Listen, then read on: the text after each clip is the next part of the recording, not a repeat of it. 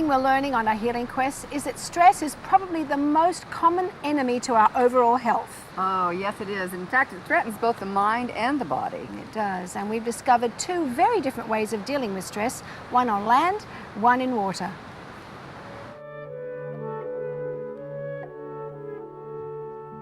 We'll start with Watsu, a deep form of relaxation therapy in warm water.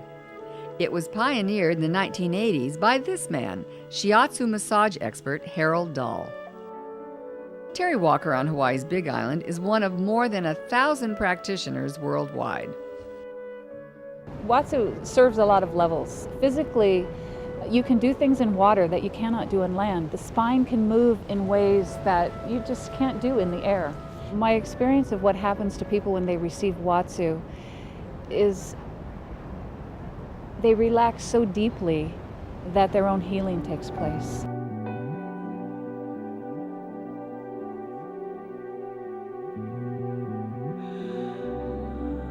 In my work and in my life, I get tense, I get rigid, and in the water, it's really, really flowing. And I can see that sometimes she's trying to do movement, that my body is still stiff, that rigid, but it come back. Like with the water, it's so soft, and I feel when I'm coming out, it's like I'm much more fluid. By stimulating the body's senses, Watsu reaches that connection with the mind where deep relief from stress is really achieved. First of all, you're in water, you're being held, and I think most people are never held once they're past their youth.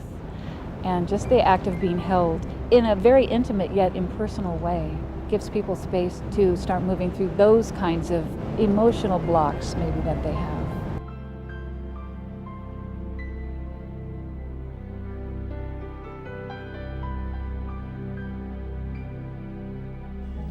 A different path to the same kind of healing begins here.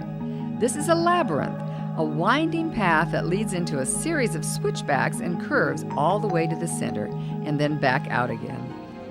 The labyrinth is a wonderful symbol for the healing path. Dr. William Stewart is director of the Institute of Health and Healing at California Pacific Medical Center in San Francisco.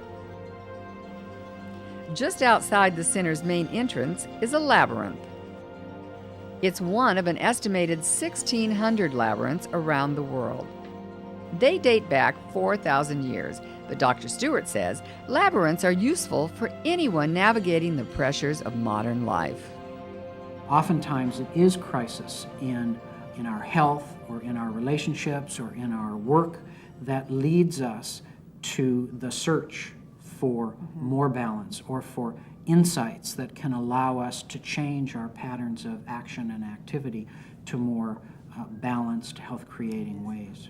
So I find it an extremely useful tool in bringing forward the reflection that leads to the insights that we all need to lead ultimately to the healing actions that must be manifested if in fact we are going to become healthier individuals, healthier communities, and ultimately a healthy planet. Watsu and labyrinths, two ways of helping mind and body achieve the peace that leads to true wellness. Didn't I see you in that Watsu pond in Hawaii? Not on camera, but when we finished, Terry did give me a Watsu session, and it was fabulous. It was that warm pond, and it was wonderful. Now, I know that you know a lot about labyrinths because I walked your labyrinth.